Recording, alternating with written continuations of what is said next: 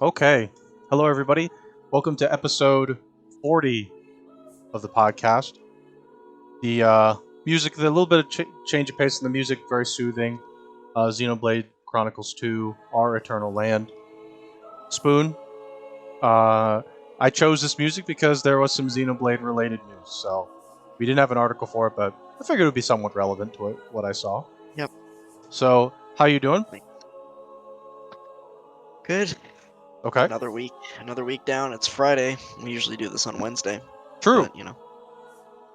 But, But things happened, and we're gonna talk about that. I think we're gonna start with that today once we get into the news. I'm gonna go ahead and close down the music here. So let's do a quick introduction. The intro this week is we have all the podcast episodes going up to the YouTube. Check it out if you want. We're still trying to pick up the pace again. I'm going to be going back to school next week, so the content that you're going to see from at least my end is going to be next week when Tales of Arise drops. I don't know what the probability is off the top of my head, but if I had to guess, there's like an 85% chance I stream on that Friday. The only reason I wouldn't is if we have to do like D&D or something. So on that Friday when the game actually drops, assuming it drops in like morning or afternoon, I will be streaming on the podcast channel.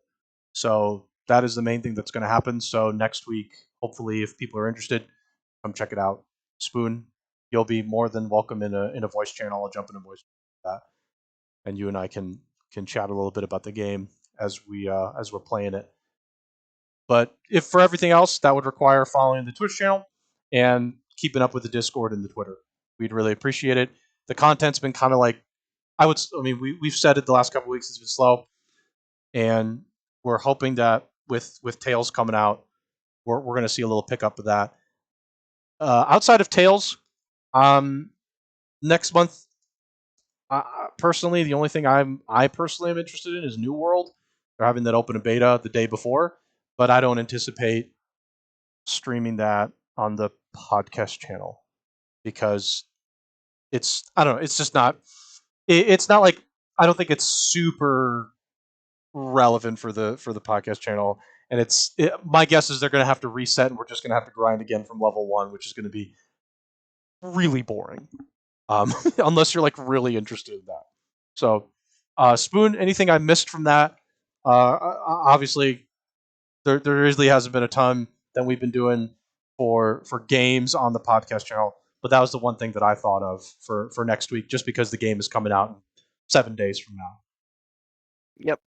No, definitely excited for Tales. I'm gonna try to hang out for those streams and play the game on my own a little bit, but I mentioned to you, I'm not sure I said it on the podcast, but unfortunately I do have my first exam is the following Monday. Yeah. So I'm not gonna have a ton of time that weekend. Sure. But I will be around when I can, Sure. and I will try to obviously make some progress in the game on my own, so we can chat about it on the following week's podcast. The other thing is podcasts. I believe starting next week officially will move to Thursdays. This week we had anticipated doing Wednesdays, but there was a extenuating circumstance that we will talk about in a minute. Yes. And that'll start at around 4 p.m. Pacific time as well, around that time. If it starts earlier, which is something that Spoon and I have actually discussed starting a little bit earlier, that will be mentioned beforehand in the server, on Twitter, and so wherever it's relevant to where we talk, which usually is Discord, to be honest. So that's that. Twitter. It's Twitter and Discord. Those are the two places we usually do the posts when the podcast goes live. Yep. And just to sort of, I just want to comment on what your bro said. Ghost, you're going to be 100% ahead of me. My guess is I probably won't even start the game even when it drops right away, just because I anticipate I'll have to do some errands, and I'm also trying to do I'll have possibly schoolwork, and also I'm doing coding practice every day for like about an hour or two. So you're going to get ahead of me, no problem. And you'll if you want to join the voice channel, honestly, I think that'd be perfectly fine too. I personally don't have a problem with it, and if you're interested and you've gotten ahead of me, if you haven't, then don't feel free to just kind of duck out in case you don't there's a spoiler. I hope there isn't big spoilers like within the first 2 hours. That way people like come in and be able to hang out without like ruining anything. I think with Berseria had like pretty much almost immediate like crazy stuff happening. Once you got past the early tutorial period of running around doing errands, you then shit started to hit the fan, and that was within about was that 2 to 3 hours? Yeah, it's the first like 2 hours. It's probably less than 2 hours. It's like an hour to an hour and a half, probably. Yeah, I mean, I guess it depends how much you're into. Like, if you followed the promotional material for that game, like you knew that was gonna happen. Yeah, sure. Basically. Yeah. And I think, like, I don't think there's gonna be anything huge inciting incident like that in Arise from what we've seen of the early game. But I mean, again, if you've followed closely with the promotional material, we've seen basically the first boss fight of like parts of the first dungeon and the first boss fight, which I think will occur within the first couple of hours of the game. So that makes sense. So I'm excited for it though. The demo was great. No, I really don't have any major. I didn't have any major issues with it. So I'm anticipating the game to be really like excellent. Probably one of the better games we've played this year. I mean, this year has been like Ghost and I kind of have the similar thoughts. There's been a good number of games that have come out that have been good, but nothing has blown me away. Like pretty much everything I've played this year to completion, I'm like, yeah, it's an 8. Like I like it. It's a really good game, but nothing has like stood out to me as outstanding, and I'm hoping that Tales of Arise can break that trend and get into the 9. It'd be interesting to go through what the standouts from the public opinion are for the games this year. Resident Evil Village, I think, was received well. It was received well, but not as well as 7. Not as well as 7 was. Yeah, and I'm trying to think of other games that were just like complete standouts from start of year to now. I mean, like I think last year we had a lot of really strong contenders, and it was crazy last year. This year, I don't even know, to be honest. I guess like I'm just not following along as closely, but this year's felt a little bit less exciting than last year, and part of that might have been delays from several titles that we've been following. I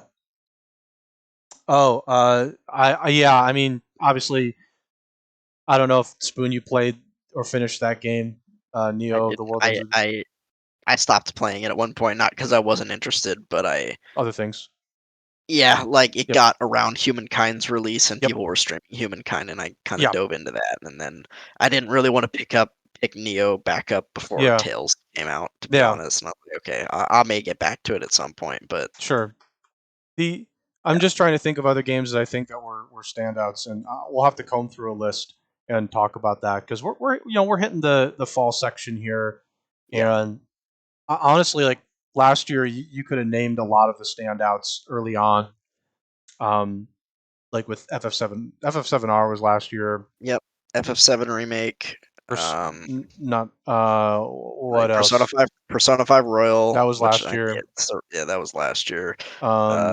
There was for a lot of the Ghost of Tsushima, Last of Us Part 2, Ghost of Tsushima. Yeah. For us JRPG nerds, Trails of Cold Steel 4 came out last year. There was a lot of stuff. 13 Sentinels, that was well received. Yeah. That was last year. Yeah, that came out last year as well. Yeah. There was some really high quality hits, and I think this year I really couldn't say what like I really personally don't know what the definitive front runner is at the moment. I'm sure there is. I'm sure public opinion already has one, but yeah, for me, I'm just not sure. For me, it's probably Scarlet Nexus, maybe Humankind, but yeah, but even those are not like even like I love those games, but I know that public opinion is not those are standouts. But I'm interesting. East 9. I like that's East, something. I think I like Scarlet Nexus slightly better than East 9. So like, yeah, it's like Scarlet Nexus, East 9, Humankind are all Shoot, like in we're gonna have in to pull like up right a. around. I'm gonna have to pull up a game releases 2021 list because this is kind of bothering me now. I'm just looking at Game Informer, so I'm gonna try and like pick up some stuff, and then we'll talk about the Twitch stuff here pretty soon. I just like I'm genuinely curious, like what's come out that I'm missing here. There was a Madden 20 NFL. Oh, that was the Stadia game. Let's see here. 3-0 January didn't look like it had anything that. I mean, I guess like Returnal was something that people kind of people liked it. Good, but game of the year, I don't think No, so. Like, no. Super Mario 3D World Bowser's Fury, but that's not really much of a new game. It's just not. I mean, the extra thing was new, but I'm just like Bravely Default 2. Recall that came out in February. Um,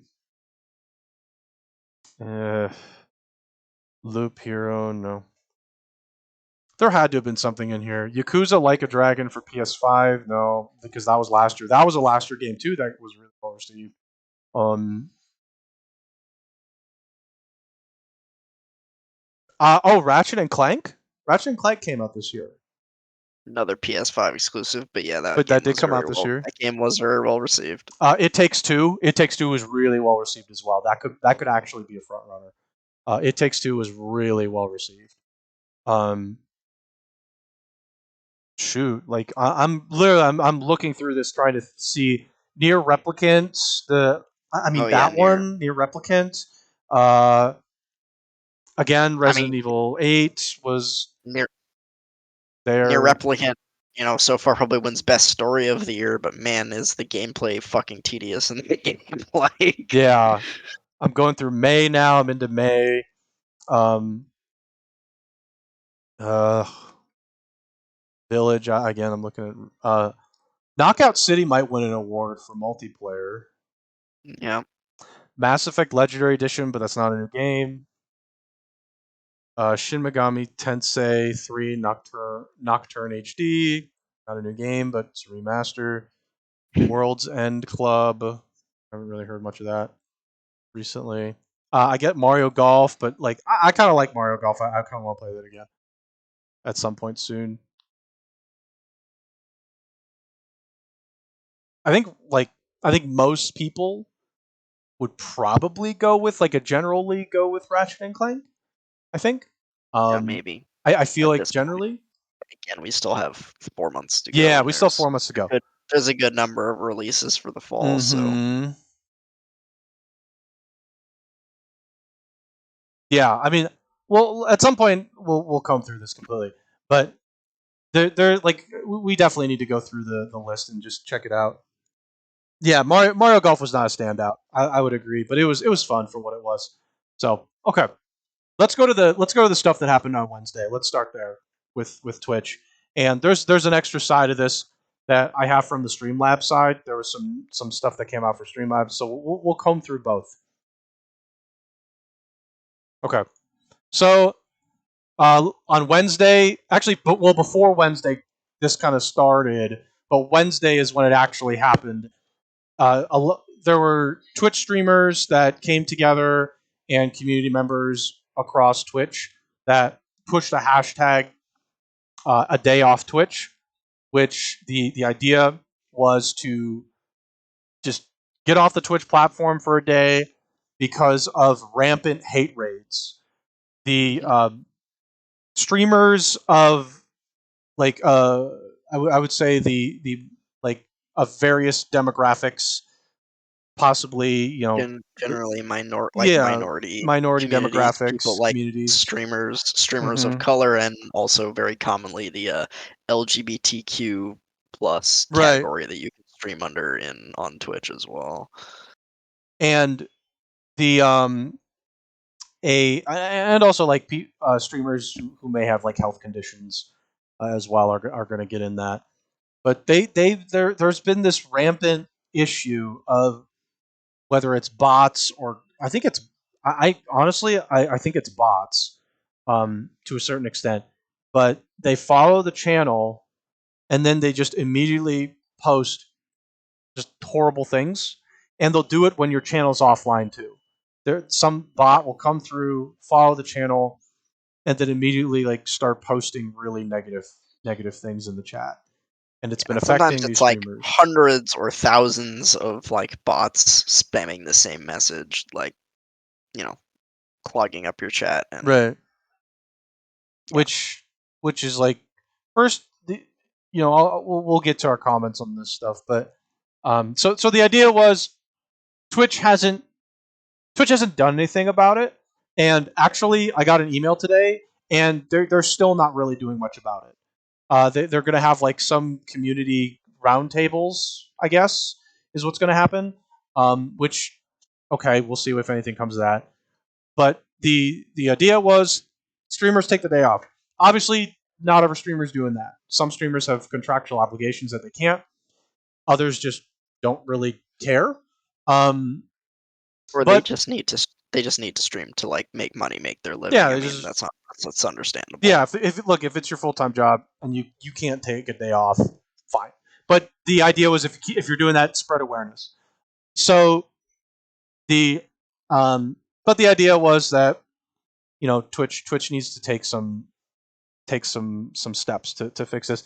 And actually, I was reading an article somewhere. I wish I had it with me again. 1 million people dropped on that day from Twitch. They usually get like 4.5 million concurrently at any time, and it dropped down to 3.5 million, which is massive drop. So that day did have a massive drop in interaction from users. So clearly there was some effect. This happened on Wednesday, September 1st. That was the day that we usually do podcast.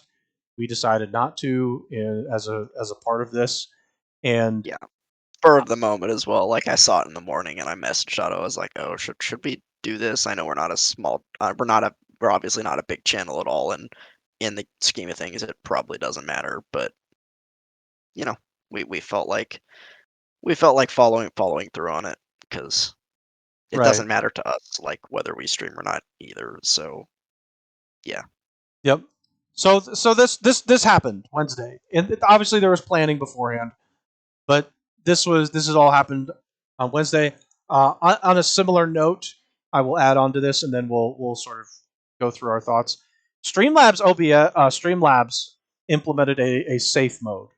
They added a safe mode the day that this happened. Actually, September 1st, where you can clear your chat, clear your recent events, disable follow alerts. You can put the chat in emote only, follower only mode, and sub only mode if you want, which is a really nice feature if you're concerned about these hate raids on your channel. And I'm sure this happens to the same people over and over again.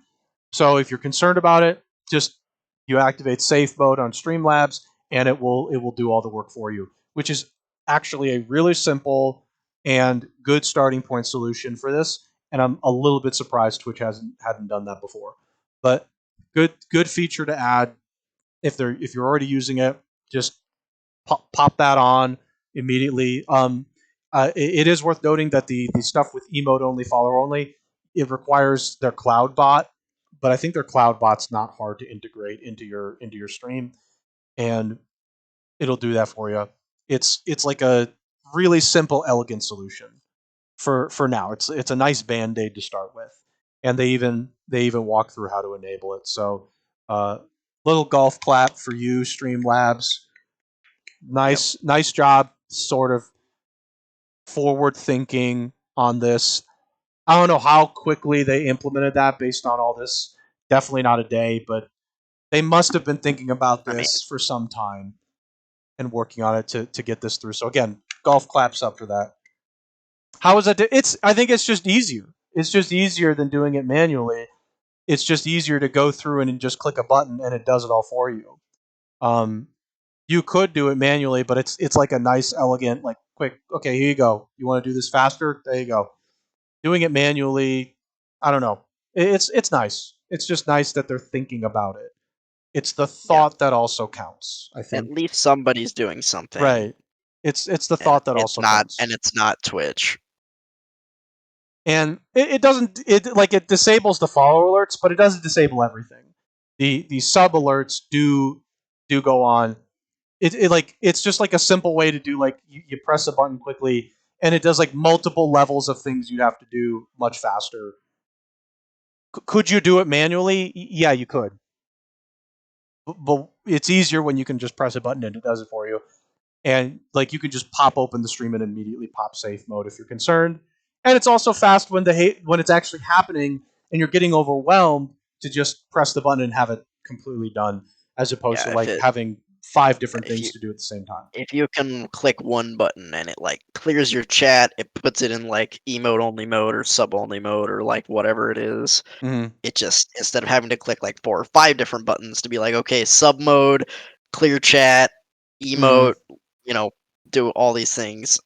You know, it's just like one button, which is on Streamlabs. It says safe mode or whatever this is called, and it just does all that at once. And it's like, okay, hate raid.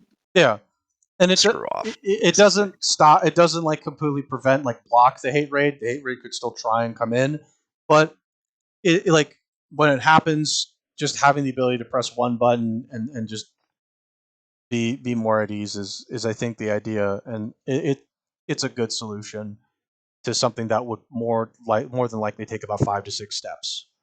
Just doing that so fast. I think that's part of the appeal, and so that's why golf claps. Good job. Something that Twitch could have also done but hasn't done. So I think that is also something that I thought was relevant. And I noticed that I think like today or yesterday. I don't remember exactly. So okay, Spoon. I've never full transparency. I've never seen a hate raid happen in a channel. Never seen it. I don't think I've seen it live. I don't think I've seen it live either. Yeah, I've never seen it. There is a streamer. His name is Shenrir. He streams Humankind, or he has been streaming a lot of Humankind, and he streams under the LGBTQ category. I do watch him sometimes. I never saw a hate raid live, but I did hear that he was targeted at least once by this, if not more than once. I'm not sure the details on that. But you know, cool dude streams strategy games, Paradox games, Humankind, 4X, stuff like that. And apparently he was hit by this again. I wasn't there for it, but just unfortunate. I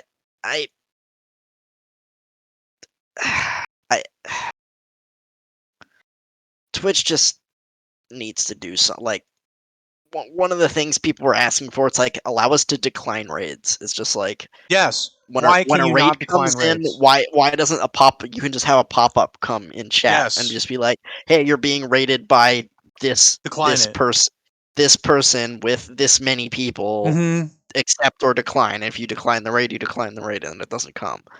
Like I don't even know why that wasn't a feature in the first place. That seems like a huge oversight to not have that in the first place. To be like, "Oh, I just got raided. What if I don't want to be?" Like it's just like I think Twitch never considered that because they're like everybody wants that. It's like, well, hold on. What about this outlier case where somebody raids you and it's just hate? And Twitch never considered. I'm shocked that isn't just like they immediately implemented a decline option. I feel like that wouldn't be that hard. But again, I don't know. I don't know what it takes to put that kind of thing in. You know, you would know a little better since you're into coding and stuff, but that doesn't sound like it would be that hard. It depends on how the system is set up. Currently, if I do /raid on a channel, it's a command that immediately pops a raid and it like there's the countdown in the chat, right? And it says, okay, you're gonna people joining the raid, yes or no. And then once the raid triggers after the countdown ends, it just happens. So the other streamer, they would have to know when the raid is triggering, and then once that triggers, the streamer on that side would have to get the pop-up. So there'd be some extra added, because currently that doesn't necessarily happen. You just get the notification. But it would actually have to trigger the confirmation, and then the confirmation, yes or no, it's a Boolean, yes or no. But then it would also have to have some kind of integration to just bump back the rate and say, okay, nobody, you're not going there anymore. So there's like a couple layers to it. That being said, if somebody wanted to sit down and do it, it could be done in like maybe like it depends on how elegant they want to do it, but you could band-aid it in probably like a couple weeks because things don't happen like right away, but it depends on how the infrastructure is set up. Because if it's like a poorly set up infrastructure where that's not going to be an option that's pre-built in, which I kind of have a hard time believing that, then it would take a lot longer because they'd actually have to like go back and like mess with things and then do testing to make sure that it's just like it could be several weeks of work just to get that to happen. And it seems like it's super simple, but it just depends on how it's set up. Like if you have to backtrack, you don't want to. My guess is they built it to be flexible, but there still has to be a way for the streamer, once it gets activated, it shows up on my stream. So it shows up on the podcast stream and it says, you are being rated by Big Fart 86. Would you like, yes or no? Would you like to be rated by Big Fart 66? Yes or no? And that would be what would happen on the streamer side. Because right now it doesn't. It just happens. And you get a notification in chat that says, raid by this person. So there'd have to be a notification set up, and it would have to be bumped by the streamer, and then there'd have to be like a time limit to say yes or no. But that should be in there. Or you just say, I don't want to be rated. Just say that. Literally a button in your settings that like, hey, no deny raids. All raids. Yeah, no raids. And then that way when somebody tries to raid you, it just produces an error. It says, error, user is set to private or something. That's an option.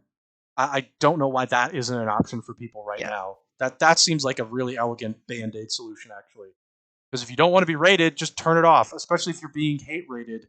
Like if you're being hate rated constantly, like my first thought, if I was somebody that was a victim of that, would be, I'm just done. I'm just going to go somewhere else.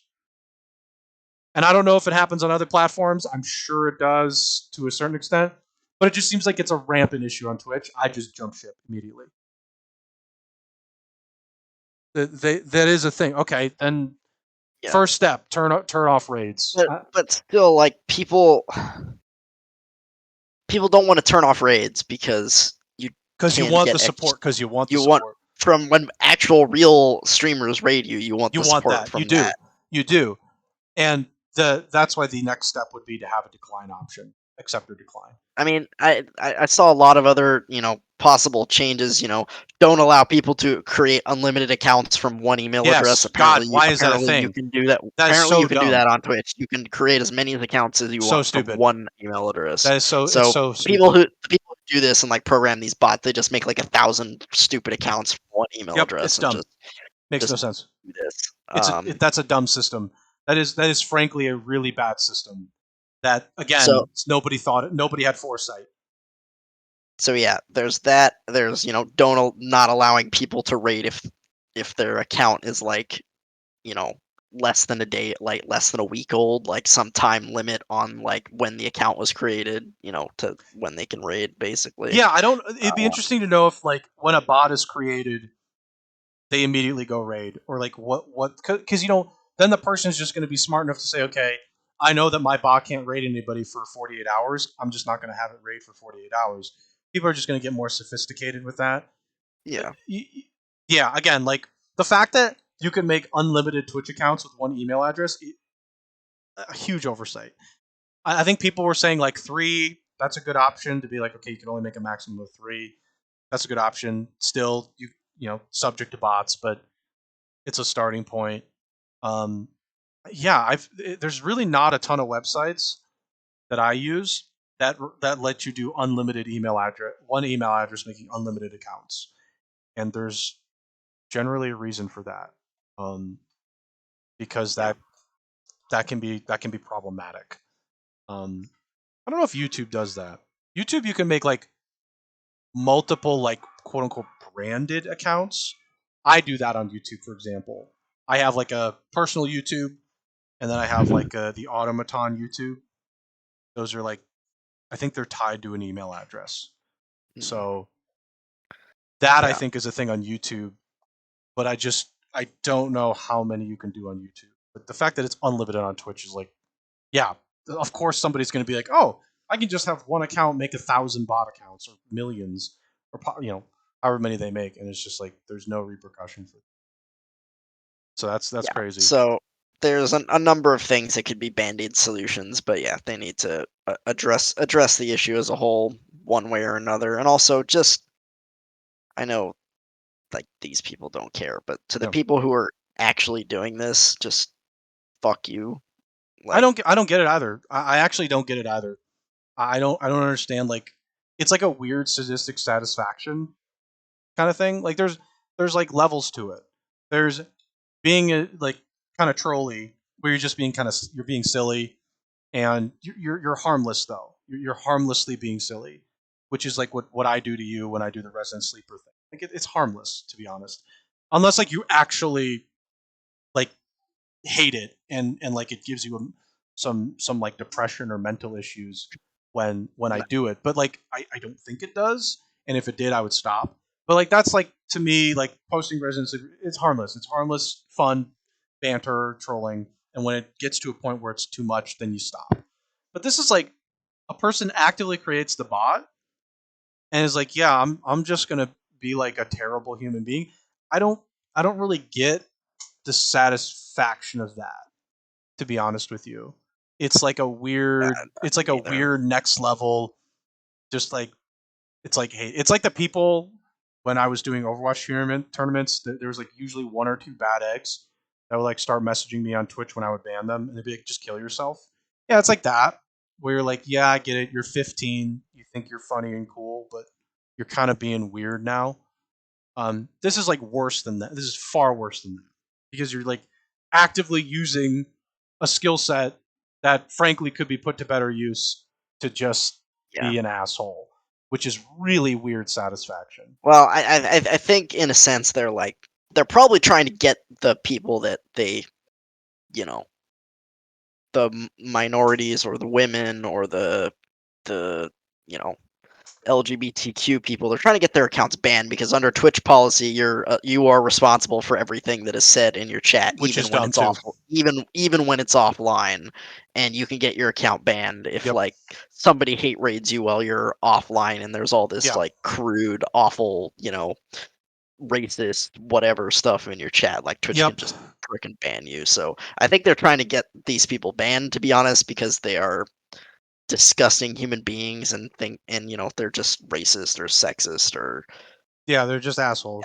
And they're just terrible people. And I mean, obviously none of them are ever gonna watch this podcast, but they just need to look themselves in the mirror and like be like, is this really my life that I just go around and it's just like you obviously have enough skill to make these bots. Like you could be doing a lot. You could just be doing better, which is the sad part. It's like you could be doing better than this. Like there's no gain from this either. That's what I don't get. Okay. No, yeah, there's no gain whatsoever. I'm not advocating for hacking, but personal satisfaction, I'm sure. Like but there's like I don't want to advocate for hacking things. Okay, I don't want to do that. But like when you're hacking like a bank account to steal money, you're stealing money. So there's a satisfaction there that you're stealing money, and you have a monetary gain when you do that. I don't get this. There's like not much gain at all besides just being a dick. I don't get the gain. Like, no, they're just such a terrible person, and they just hate themselves so much that they have to make other people feel terrible to not feel so terrible about themselves. Like I don't know. I don't get it either. I'm trying to rationalize it in some way, and maybe there is no rationalization. It's just like they're an awful fucking person, and they just like insulting people, and they're just racist and sexist, and they just discriminate against people, and they're just a terrible person, and that's kind of the end of it. So I'm trying to rationalize. Maybe they got banned in one of their chats, and they're like, "Oh, now I'm just going to do this." It's like, okay, but like, you get people generally get banned for a reason. Like, you get banned for a reason, okay? Like, it's not just like, oh, it was unfair. No, you get banned for a reason. Like, my favorite of the people like, why'd I get banned? It's like, think for 5 seconds. why you thought you got banned. Was it because you said something racist? Was it because you said something sexist, homophobic? Were you just being a douchebag? Think about it. It's like the people that like don't get it. It's just like that's the thought. It's like, oh, what I do, or it's like, oh, I'm a terrible human being and I don't even realize it. These people are just horrible.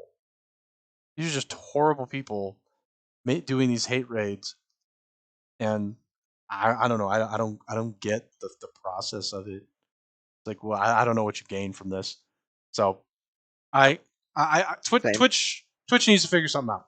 Which I don't know. We'll see what they figure out. But there's a clear demographic of streamers that are being targeted. It's very clear who's being targeted at this point. Anyone who's not a straight white male is being targeted. You're being targeted. Yeah, yeah. Certain we know who's being targeted. Just Twitch, you gotta figure this out because this is massively hurting your platform. Massively hurting it. It really is. Beyond other things that are happening on the side too. So yeah, I mean, I got nothing else to say. I don't expect Twitch to have any tangible solution for a bit. Probably over a month. Over a month. Yeah, because right. I mean, I don't even know what their tangible solution was for DMCA's. I think they had like, and that's been happening for a long time. There still isn't one. It's delete your VODs. It's just delete your VODs. That's their solution. It's like, hey, go delete your VODs just in case. They like had like some music list or something at some point that they said, here's we're going to provide you some music lists. But yeah, I mean, they got to deal with the DMCA stuff, and now they got to deal with this. I don't know. I don't expect any real solution. With the DMCA, I'm not sure there's much Twitch can do. To be honest, there isn't that much. I mean, that's honestly something that needs to go through like Congress. That needs to be legislated because it's a mess. But we have far more problems than DMCA. Yeah, so, this is far worse. This needs to be dealt with, or at least like from my perspective. The DMCA stuff, look, it affects streamers. I get it, but this is like actively harming your platform and its credibility to a certain extent. It's like, okay, so anytime I am not a white male, I am subject to this. This is like every stream I'm subject to this. Yeah, it definitely would hit me a certain way to just like, I don't think I want to stream on this platform anymore. And I'm not in that position, thank God. But yeah, I could definitely see myself believing that because it sucks.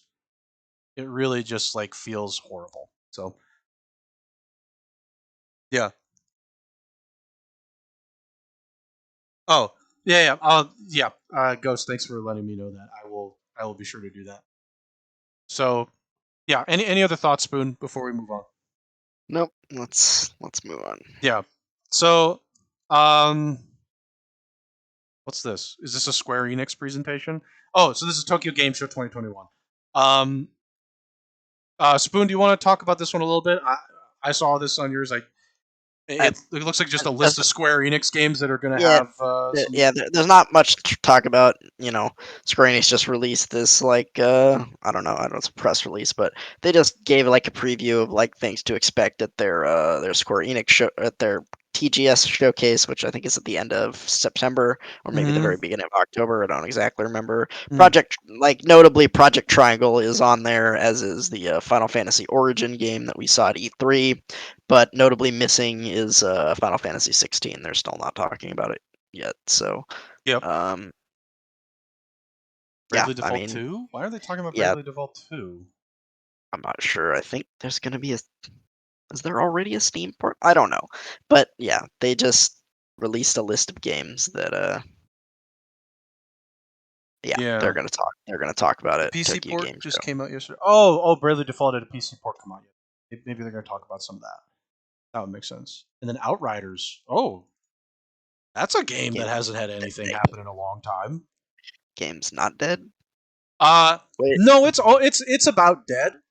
It's just I'm surprised they hadn't had a DLC lined up 2 to 3 months after that game came out. That is like Yeah, like, a that huge game fuck up to dropped, not. and I think they released a few patches, but they just There was nothing. never like, they didn't release any DLC, they didn't do anything, it's just like the game came out, and they just kinda left it there. They It's said like, it was "Okay." supposed to be a standalone thing with not a live service, and I was just like, okay, but this plays like a live service. This plays like a live service. So what are we doing?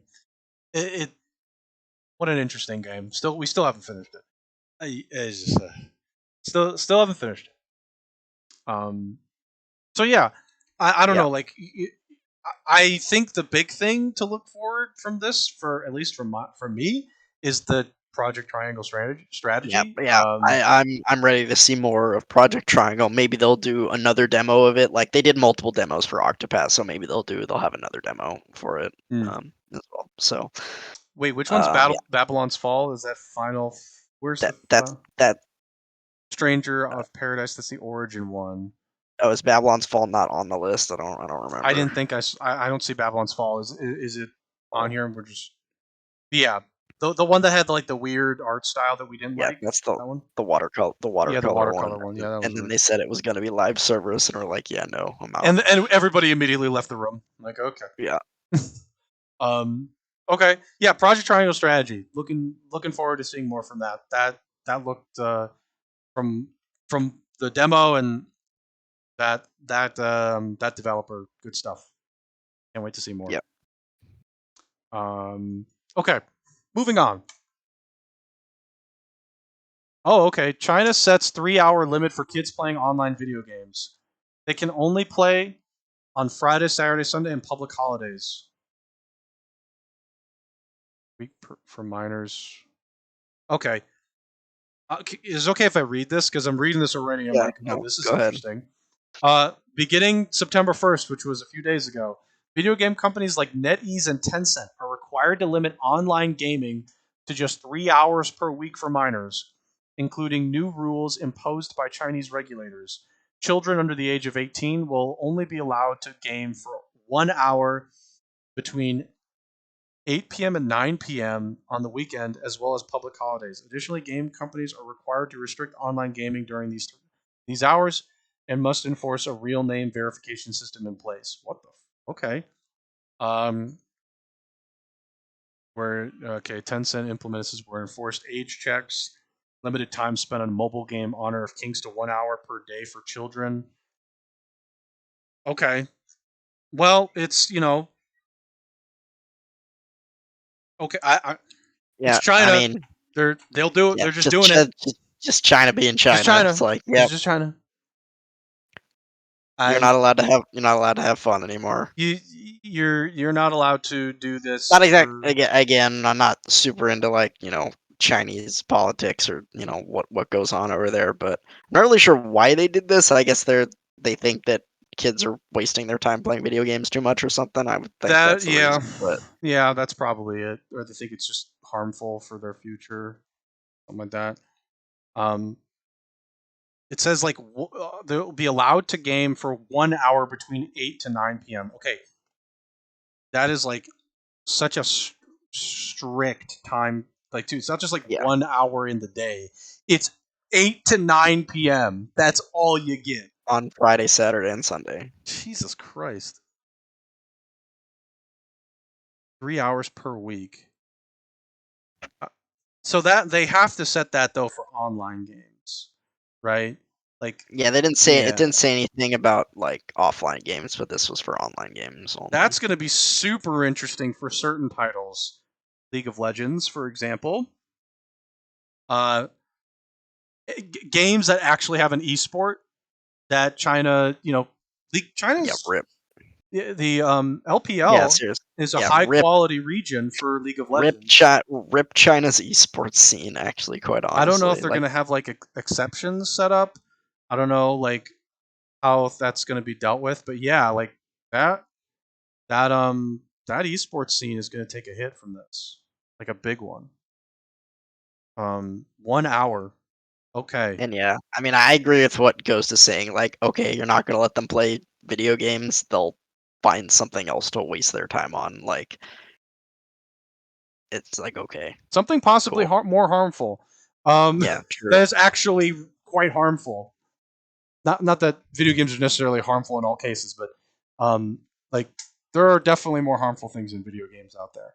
So yeah, this just seems incredibly silly and short-sighted to me. But it's China. China, They'll do their China, thing. China, China, gonna be China. China's gonna do their thing. They're gonna do their thing, and that's just how it is. You gotta these companies gotta play by their rules. You know, that's government controls it completely. So okay, let's move on. These we got a double header. Okay, I know that you had DrLupo in here. I added Timthetatman as Yeah, well. yeah, that one came up too. So DrLupo and Timthetatman both left Twitch same month. Well, technically Same. DrLupo was August 31st, but Timthetatman was like 2 days after. So They were both this week. Like yeah, they're Dr. both this Lupo week. was like Monday or Tuesday, and Timthetatman was, I Correct. don't know, yesterday or Wednesday, something like that. Yeah. So they both made announcements, just saying that they were leaving for YouTube, full-time streamers on YouTube now. I just first thing is congrats. They're probably getting paid a lot to do that, and yeah, Twitch said their tearful goodbyes. These are two. I don't know what DrLupo pulls for concurrent viewers, but like Timthetatman pulled like 20K at times. Like he pulled huge numbers, and DrLupo, I just assume because he's a big streamer, he pulled in huge numbers as well. The these are two big names leaving. Yeah, I mean, good for them. They got a contract to go somebody else, somebody that's probably paying them much more. And I I mean, it's not like Twitch is dead now, but it's good for YouTube gaming to I think a certain extent. Um, it definitely boosts that live stream community for YouTube gaming. I don't know if that's actually going to boost for everybody else, to be honest. Um, in the Mixer case, that didn't necessarily boost it enough to keep it alive, but YouTube has enough of a following that, the big thing from YouTube though is that on-demand stuff. YouTube is bigger for on-demand. So when they stream on YouTube gaming, the on-demand videos afterwards is what they're looking for, I think. So that's the big thing from YouTube side is they finish their live stream on YouTube gaming and then they get the on-demand stream immediately afterwards. Not that that doesn't happen on Twitch, but I'm just going to say this right now: the on-demand for YouTube is nicer than Twitch's on-demand for the VOD. It's a little nicer. You don't get your audio completely cut out for one on Twitch. Twitch sometimes, if you have that DMCA, just audio gets cut out. Additionally, I don't know if you've ever watched a Twitch VOD after the fact. Holy shit, you get ads every like 10 minutes. Crazy. It's crazy. Not that YouTube doesn't necessarily do that, but you can at least skip the ads for the most part when they do open up. But the YouTube gaming on demand stuff is, I think, really valuable for this. So good stuff for YouTube gaming. I haven't done any YouTube streams in a long time, but the their YouTube their infrastructure for live stream is really improving.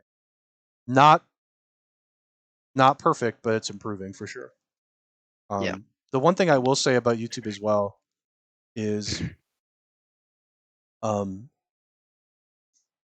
I think that the platform does have a good live streaming infrastructure. So I'd be interested to see if they try and dive back into that again. I think they like set up YouTube gaming to be like exactly like Twitch at first, and then they kind of pulled it back a little bit and reshaped it. I'd be interesting if they refactored it again, because YouTube gaming right now, when you go to it, it's a little weird to me. It'd be interesting if they tried to refactor it a bit more to open that back up and try and push more live streaming now that they've done this. Because you don't just like do this and then not do anything like Mixer did. That was a huge mistake. Mixer did stuff like this and then just stopped doing stuff with it. Really, it'd be interesting if YouTube pushes anything extra with this as well. That's not one thing I'm looking at it. Just thinking about this too. You don't just do this and then just say, okay, we're done. Thanks. So yeah, but both those streamers left this week. Yep. Good for them. Yeah, I would Hope. hope YouTube's probably, but yeah, I would hope so too, considering it's literally their backbone. So, okay, I added Madden on here. Is that okay if I added Madden? Yeah, we can talk about Madden. Yeah, Madden sucks. It sucks more than usual. This is, by the way, the Angry Joe video. If you haven't watched it, please do so. It's a I wonderful watched it. 1 hour long video. It's so funny. If you haven't watched it, you need to watch it. I'm just saying to people that haven't. I just want to play like a couple clips on this. I'll get hit with an ad here in a second. But like the Madden football experience is a buggy mess, and you like all the things that could go wrong and don't make sense go wrong. Like, are you serious with this? The ball is on top of the person's head, and then they catch it. That was one good one. If you somehow a single player got in every single team somehow and was a league MVP in every single team, you can't see that very well, but it's like literally one player and multiple different teams, and they were the MVP of every single team. I don't remember if it was left tackle or right tackle, but that his position just like didn't exist. Yeah, It was right like, tackle okay. doesn't exist. There are times when the other team doesn't actually show up to play. So you just, I don't know, crashes. The game crashes quite frequently. The story sucks because it's a sports game story. There were other bugs I want to see here. There was the one where the Chargers were playing the Chargers. Yeah, the Chargers playing the Chargers was good. Fans of one team rooting for the other, that didn't make sense. Here's one where they're just kicking the ball around after there was a fumble, I believe. So there was this fumble, quarterback. Oh my god, I got hit with another ad. The Philadelphia Cowboys was good. So the player fumbled and then the ball spawned in the middle of the field, and after that the players just started kicking the ball around because they actually didn't register the animation. So Madden, the way that Madden works in most sports games now is they don't code it very well. They just do animations. So anytime they do something, there's like a running list of animations that they can do in any situation. This one is supposed to have a pickup animation, but since the pickup animation didn't register with the ball right away, they just sort of kick it. So see how they're trying to do that animation to pick up the ball? So they end up just kicking it. They just keep kicking it because the animation is not working. Here's one situation where the other team didn't show up again.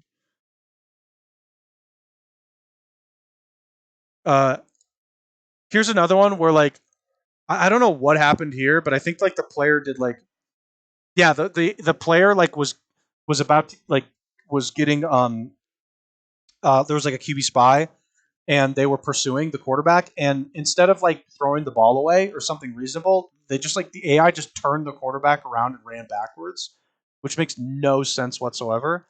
And then to top that all off, I'm fairly certain he made the pass in this position, spinning around, which again, just like, are you kidding me?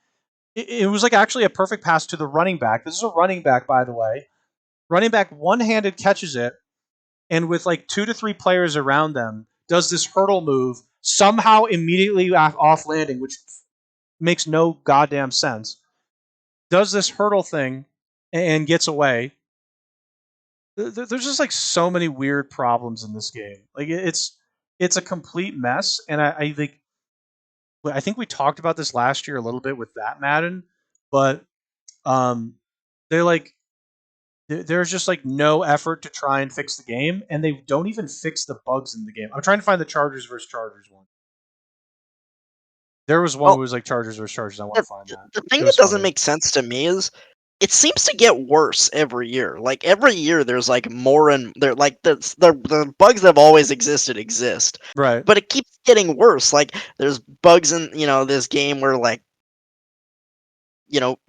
it's an incomplete pass, but then they just pick up the ball and score, or they get tackled, but then they just get up and score, right. Or the points at the end of the game aren't being counted properly, and you lose even though you won. It's like, what? Yeah, I don't understand. Yeah, it's Like, weird. I haven't played Madden since, like, Madden 12, I think. And, okay, it wasn't an amazing game back then, but it wasn't broken like this. Like, you could play the game, and, like, yeah, there were some weird things and some annoying things in the game. There were plays you could exploit and Right. stuff like that. Like, defense was pretty garbage in general. There were issues, but the score would always calculate correctly. You wouldn't get tackled and then get up and score. Like, Yeah, you that couldn't one do I saw that. too. Yeah, that one I saw too. That was funny. I'm trying to think of other things. Yeah. So here's the Chargers versus Chargers. In Washington Stadium. Which, yeah, how the hell did that happen? Well, I think In one of the teams is supposed to be Washington, but it, it became the Chargers. called wrong and became the Chargers. I don't know. So they're players on the Chargers and they're playing against the Chargers. This game is a mess, and the thing is, like, they have an exclusive agreement. They got the extension for exclusivity for like quite some time now. I think like another 5 years. Another 5 years. Because like the thing is, this game makes tons of money. So of course the NFL is like, Yeah, why would we not? Why the who NFL doesn't cares? care. It's like one of the best-selling sports games, and they make a shit ton of money on the Ultimate Team as Right. well. Like, yeah, the NFL doesn't give a shit if the game's good or not. They care about making money. Exactly. Like, And the other main issue is they'll just like the developers of this game just lie. Like it's kind of funny. They just lie. There's no refs in this game anymore, by the way. There used to be refs, and there's no refs. And they're like, oh, it's detracting. It's distracting. It detracts from the game. It's like, no, it doesn't. It actually doesn't. You're just lying. You're lying because it takes too long for you to program them and all their animations and shit. That's why. they were in the game before. Yep. How does it take long to, like? And now they're just gone. They're like, okay, they're gone. Something happened, like with the engine, where the refs like, screwed up the engine. You can't just get a fucking mocap actor to do this, and this, and this. It's Nope. like, it's not that hard. Like, they did before. They did before too. They had like Ed Hockley. They showed the video in this. Ed Hockley came in and did the motion capture for it, and it's great. It looks great. And this was like 10 years ago, 10 plus years ago. Yeah, that was for like Madden 05 or 06. Yeah, it was like, that was before Ultimate Team existed. Yeah, but and when they had competition, right? And then when Ultimate Team happened, like obviously when they had competition, that was one thing. But when Ultimate Team happened and they figured out they could make like billions off that, everything else got gutted. Everything else got gutted, and it's like all the modes that get improvement or any sort of work are monetization modes. Like, again, the thing that I don't get is that, like, how is it broken? It worked before. It's a copy-paste job every year. It worked before. Why have they been taking features out? Like, these are things that existed in the game before, and they just took them out. Mm-hmm. Yeah, I know. I don't get it. Because the game sucks. This game is so bad. And the people like who buy it, before I was kind of the mind of like, okay, if you want to buy it, okay, whatever. I guess like it's not good, but if you really need your Madden fix and this is like the one game you play, fine. Now I'm just of the mind where if you buy this game, you're an idiot. Yeah, you're actually just an idiot. You're actually a fucking moron. You're actually an idiot. I'm sorry. Like, if you're a sports gamer, actually, I'm not gonna say I'm sorry. You're a fucking moron if you buy this. Like, this game is such garbage. Like it's like you're just. It's just like before I wouldn't have said that, but now like this year after seeing all the Madden stuff, you're an idiot. You're just an idiot, and it's not even like, oh, you're saying that because no, you're just stupid. You are actively being an idiot. And all the people that post all the stuff on the Reddits and things like that, they're like, oh, look at my glitch, and like there are times when I want to go in there and go, okay, like I appreciate you showing these glitches, but EA does not care. You're an idiot. Yeah, EA's not going to fix that. You're an idiot. Just stop buying. Please stop buying this game. You're an idiot. And the people that are buying all the card packs, I mean, we get it. I have tons of cards, behind me here, so I'm a little bit of calling the kettle black. But you're an idiot. Stop it. Yeah, but the physical cards are a physical card that you can keep, and you can put it in a binder, actually sell them. And you can sell it to somebody if you want to, make money off it. Right. And they don't go away in a year when the next version comes out. No, your binders. EA doesn't come to your house and take away your binder, take away all your cards when the new fucking version of the game comes out next year. That's also the main difference, right? And I always say, like, pocket code because like there are people out there that just like really like to open the packs in the games, and I do too for like the physical cards. But like the physical cards have a tangible value attached to them, which actually I could argue that the sports games cards do have a monetary value. We saw that with FIFA. They were selling the virtual cards illegally. The employees were, so they do have a tangible value. But I mean, like the other thing is they don't become useless after like 6 months. So the people that do Ultimate Team, and it's the same thing with the My Team mode and NBA 2K. I've done the My Team mode in NBA 2K. Like it's super bare bones, and if you don't spend money, you just can't compete. It's just like what like why do you keep buying into that? There's doing something like playing Genshin Impact, like I do, and buying the battle pass and buying the $5 30-day subscription, and like you do that, and it's money. And like there are some people that think, okay, well, I'm not going to buy into Genshin Impact because it's a free game, and it just doesn't seem like a good idea in those gacha games, and that's one thing. And then there's Madden where you're buying these packs, and you keep buying these packs, and they're not improving the game. They're not making good changes. There are bugs all over the place.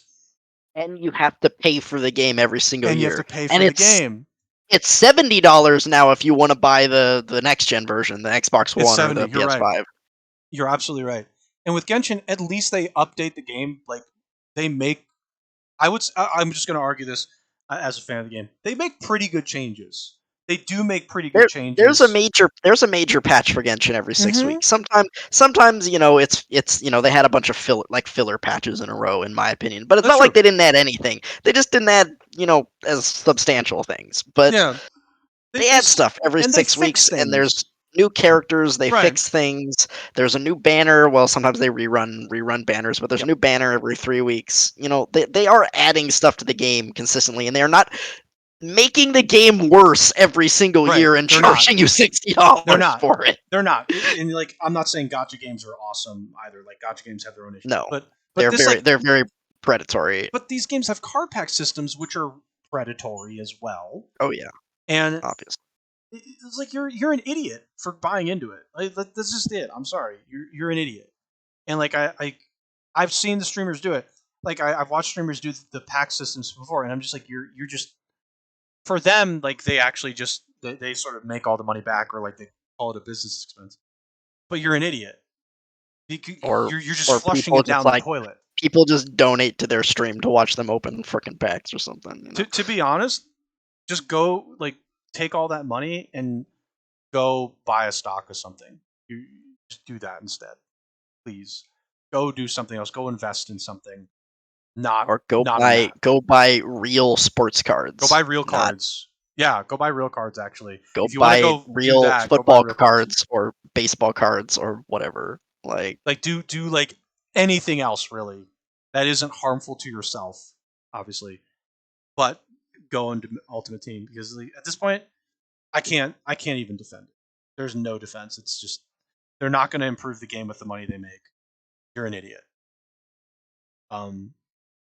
So that's my Madden perspective. I know you just gave yours as well. I think we're both of the same mind that people are just stupid. And all the people that are like, I'm showing the bugs, I'm doing this. No, you're not. Just stop buying the game. We don't even need to see that the bugs exist. We know the bugs exist at this point. Stop buying the game. You don't need your football fix, actually. You don't need a football sim fix. You don't need it. Just play last year's version. Just play Madden 16. It's the same thing. Just play Madden 16. Same thing. Or Madden 12 when it actually kind of worked. Yeah, people who get review copies and are reviewers can show the bugs. You do not need to do that. You can stop. You do not need to buy the next game. Just, you know what? If you're really that dedicated, just make the changes on your own in the rosters. I don't care. Like, who cares? You're just buying a roster update at this point. And a roster update is not worth $60. It's less than that. The game has been the past 2 or 3 years. It's gotten worse every single year. Yes, it has. Like last year, I was like, "Oh man, Madden's the worst it's ever been." This year, I'm like, they made it worse somehow. It's worse than last year. Yeah, it's gotten so much worse. I like people that are buying this. If you're not a reviewer, like Angry Joe's a reviewer, he's going to review the game. That's his perspective. Whatever. I mean, he has to buy the game though. Yeah, EA would never. EA's not going to send it, so he has to buy the game. But he's doing reviews of it, so he's trying to review it. He's doing that. Reviewers, fine. You're a reviewer, go do it. But like the average person is not a reviewer. So like even us, when we do our reviews, I'm not going to go buy Madden to do a review. It's stupid. There's no reason we would do that. I feel. So, I mean, we might as well just light the money on fire. Actually, Yep. At least it could keep us warm for a second. So there's one other thing I actually didn't put up here that I'll talk about afterwards too, just quickly. But you go ahead. Oh, I was just gonna respond to what Ghost said in chat. Yeah, IGN gave this game a 6, which is it's much worse than a 6 from what I've seen. But yeah, it is. IGN has pretty consistently given Madden's like 7s and 8s. Getting a 6 is, I mean, it's a step in the right direction at least. Like they're starting to see like, okay, Madden's getting pretty bad, guys. We gotta give it a 6. Yeah, like just like from what I've seen, I have played it because I played, when we played in college. It's the same. It's literally it is the same game. Like I can't even stress this enough. I watching this game and remembering what we played in college. It's the same damn thing. It really looks like it. But it's worse. Yeah, but it is worse. Well, absolutely, it is worse. But it's the same thing. Like it's actually crazy. I do feel like it hardly looks like the game looks like shit too. By the way, for next gen, this game looks awful. Like, no, for next gen, bad. For next gen, it looks bad. It looks bad for next gen. I don't think Madden 12 looked that much worse than this game did on the 360. They reworked defense. That is hysterical that they reworked defense. They have to say that though. And the thing is, like, they're never going to get called on it for lying. No action is going to be brought against them that they're lying. Like, they could say that Jesus Christ is in the game, and nobody's going to sue them for that. Nobody's going to go after them for that. They can lie about things, which is a huge problem, by the way. That's like people, you can just lie about your game. And like in this case, in most cases, if you're like an indie developer, lying about your game is 100% death sentence. But for like Madden and 2K, they could just lie. And it's like, I'm still gonna buy it because I'm an idiot. But yeah, I mean, I don't know. I've got no other thoughts. This game is just like it's just rotten. This game, honestly, just looking at it, it's insulting that it's the same game that we played over 10 years ago, and it's insulting that there's this many bugs that won't get fixed. It just like it's so stupid that they rely so heavily on these dumb freaking animations that make no sense. This is like a 2 because at least you can kind of play it, but it's still awful. It's just like at least you can technically play a game. Yeah, I mean, this is definitely no better than a 4. Like, this is definitely a below, like, 5 would be like mediocre. This would have to be a 4 at a maximum. Yeah. Like, and I haven't played it, so I can't review it. I know Angry Joe gave it a 2, but this is like this is a game that would get below a 5 probably. I mean, the something non-functional is 0. You could legit give this 1. Yeah, you could give. Honestly, if somebody gave this a 1 or a 0, I'm just like, yeah, fine, sure, good, it's fine. The visuals in this game, like the next gen, does not look that good. It really doesn't. There was one thing I wanted to add after Madden. That's somewhat EA. It is EA related. There was a video, by the way. I don't know if you saw. They did a Dead Space thing where they actually showed a tech demo of Dead Space, and it looked super bare bones. I kind of want to find it now. Dead Space remake. There was like a stream, and they did this like super bare bones developer live stream. And one thing I want to show is they added something. They're adding things to this game that I like. And one thing they added in this part. By the way, this is their pre-production build. This is what they're doing right now. So they're doing this thing where here's the necromorph from Dead Space, and obviously there's Isaac. And when he shoots the necromorph, before what would happen is in the game you would hit the target, and that's it. You hit the target, And after a certain number of hits on a limb, the limb pops off. In this, though, they're adding in pinpoint precision to where when you shoot a limb, the flesh pops off and you can see the bone, so you know where you have to hit again. So you actually have to have precision in this game. So if you hit the thigh and then try and shoot the lower leg, the calf, it's not the same registered hit, so it doesn't count as the same damage to break the limb off. The calf area, yeah. So it's kind of like an interesting add to this game, and I'm a little excited about it because it adds precision in a game that, like, not having it was already kind of tense. Having that now makes this game a little bit more challenging, which is cool. I'm hoping that they show it here in a second. Okay, so there it is. So here, he's going to do a precise shot on the leg, I think. So he's going to shoot right there, the thigh. So there's the thigh, so you can see the bone. It might be hard to see. The bone is now showing here. And if you shoot the calf, there you go. It's a different region of the leg. So it doesn't count as the same damage area. So they've distinguished sections for damage.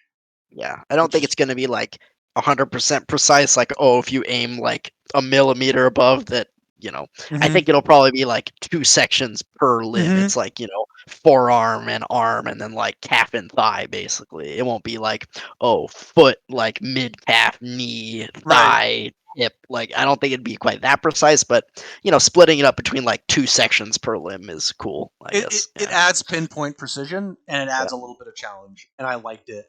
They didn't show much. That was one thing they showed. They then talked a bit more about how they're integrating, like, removing flesh from the monsters.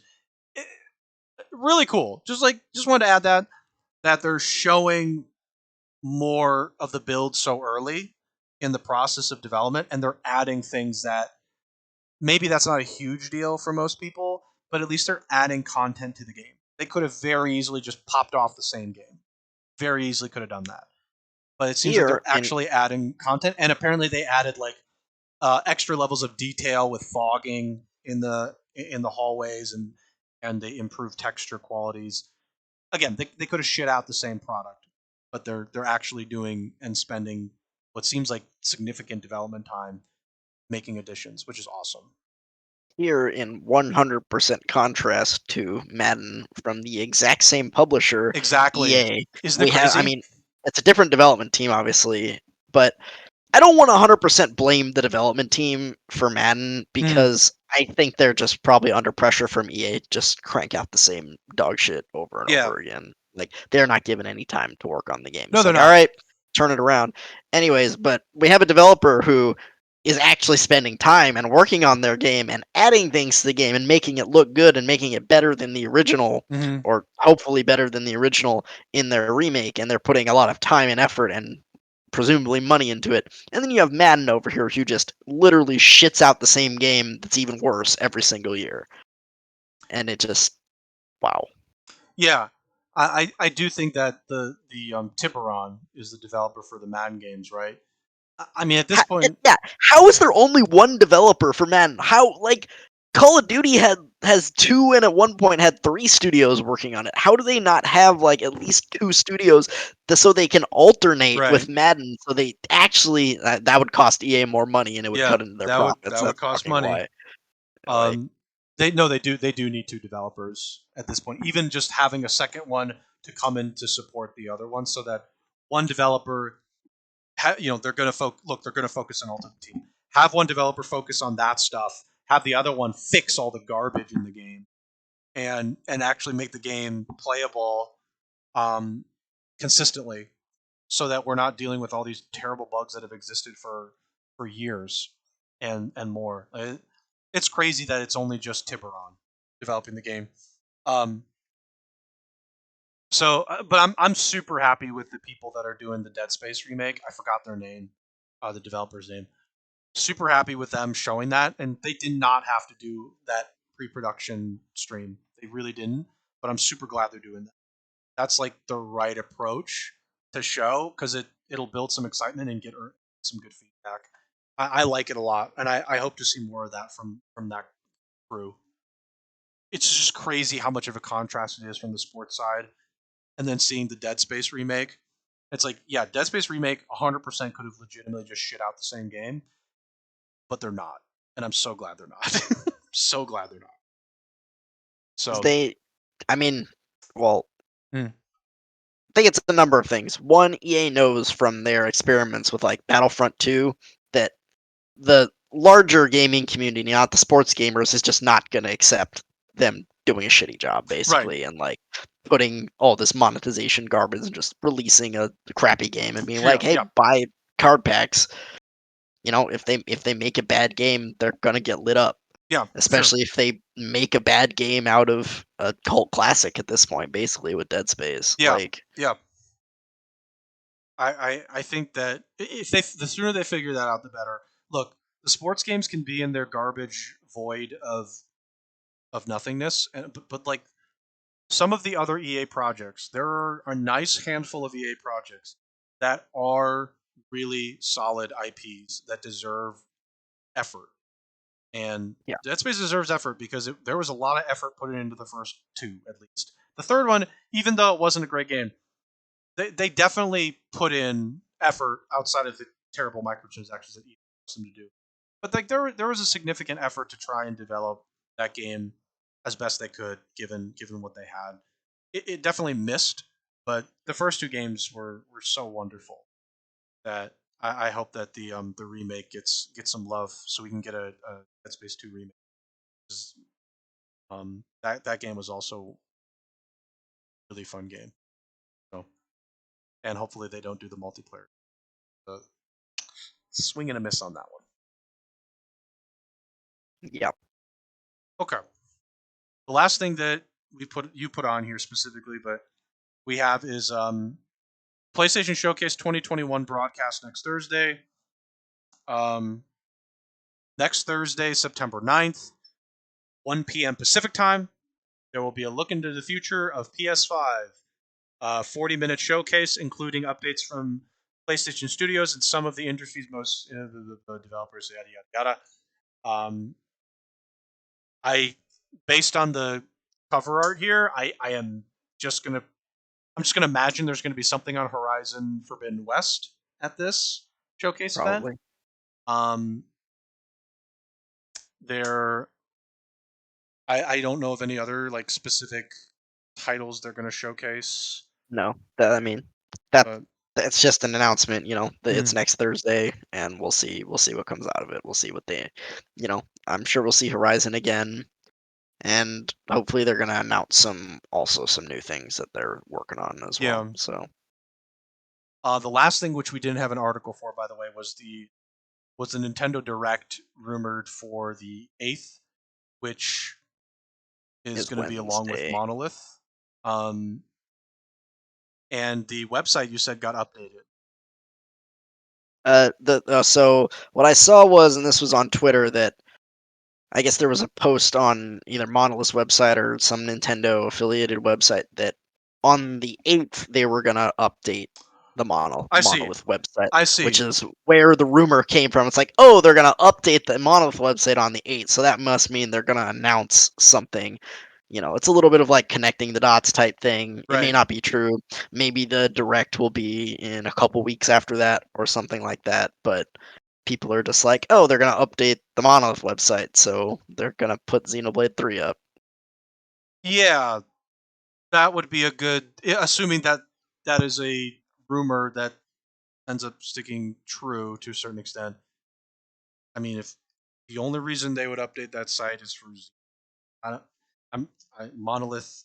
They have any other titles that they're working on besides Xenoblade? They they Like help with other recently, stuff, like they help with Breath of the Wild, but it's not like their main. right? No, they only develop Xenoblade. Basically, that's Okay. their main So, project. if the site does update, you're probably looking at a Xenoblade 3 or whatever else is going to be like maybe a not Xenoblade 3, but something else in that realm, not like a direct sequel. Yeah, So, okay. I'm with Ghost as well. Like, it's a rumor. I'll believe it when I see it. The rumor is that it's gonna be next Wednesday, which is the 8th. Hmm. So we'll see. hoping to see Xenoblade 3. If not next Wednesday, then sometime this fall. I do think we'll whenever the Nintendo Direct for the fall is, I think we'll see the next Xenoblade game, whatever it is. They have proposed a bunch of projects, but only a new Xenoblade was approved by Nintendo. Imagine like coming into a room with like 6 folders and going, "Here are 6 projects," and then Nintendo person just goes, "This one says Xenoblade. We'll take this one." And you're like, "But the other 5," and like, "No, no, no." That would be new IP. Nope. No, we don't like that idea. We don't like that. But we like this Xenoblade idea you already made. Make another. Oh man, that's so funny. Be like, oh, I see you didn't want any of my other stuff. That's like Sony. Do you guys want a Days Gone 2? No. Mm-mm. No, wasn't billions of dollars for us. That didn't make us enough. It made us money, but not enough. Not enough money. So, but our story, it must be told. And Sony's like, it doesn't. Yeah. Sorry about that.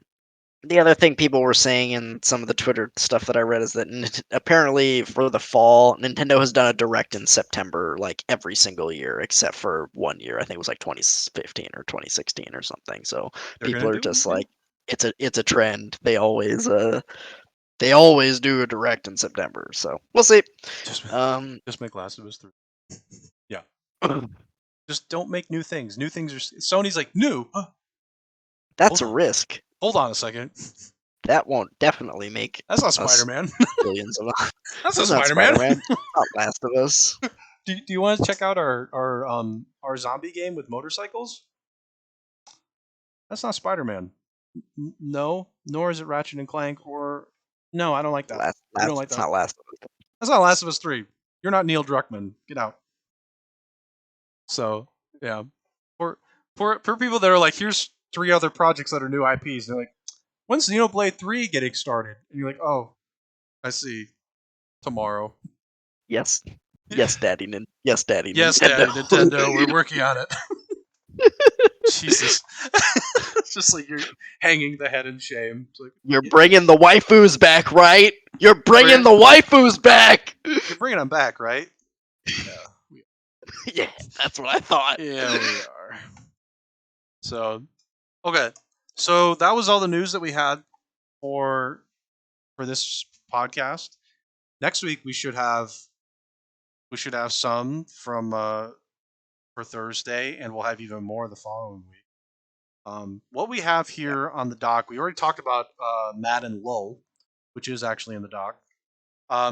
Let's talk Humankind. Let's skip Pokemon card stuff. Let's talk Humankind for a bit, and if there is time, we'll do some other stuff. But so I did finish the game where I was ahead. I did all the suggestions that you made.